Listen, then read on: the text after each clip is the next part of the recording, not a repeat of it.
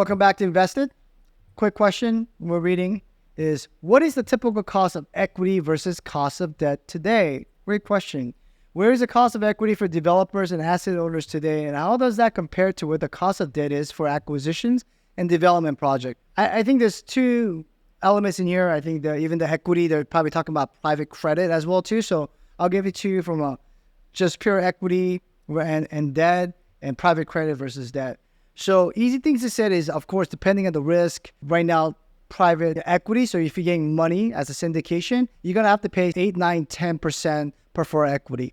So that means that's the interest you should be paying your investor. And the debt today, depending on the asset class and the areas, you're looking at SOFR plus 350 to 500 bip spread. So that's ranging from like 7.75 to like 9.5% to borrow from a traditional lender. So that's only and only if they're willing to lend you on that asset class. And unlike 2-3 years ago where they could take higher leverage, meaning that they can give you more proceeds, all the lenders are going to be a little bit more conservative side and not going to be able to stretch, meaning that they're not going to give you 65, 70% LTV, which is loan to value.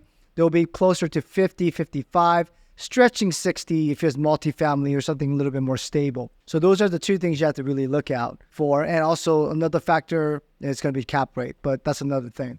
Now, private credit is where a lot of people are really focusing on because the debt cost is getting higher, but the lenders are essentially frozen. They're not lending very much, just given that the landscape we're in, even the 10-year treasury moved. So CMBS market has kind of frozen up as well too. So private credit is another alternative debt that most people are trying to get to acquire their asset. So the private credit means, wealthy individual or, private equity firms gathering up the money and giving you as a lender. So that cost is going to be closer to, I'm going to say like a hard money loan. You're really looking at 11% to 15%, depending on the risk profile. So those are what the cost really entails today. So if you try to buy a property with private credit and they want 11%, you got to be buying property at 13, 14, 15 cap. So that makes it really challenging. That's why there's lack of transaction in the market today. Hopefully that answers your question. I know it's a little general, but there's a lot of nuances with it. So I thought I'd keep it pretty general for this particular one.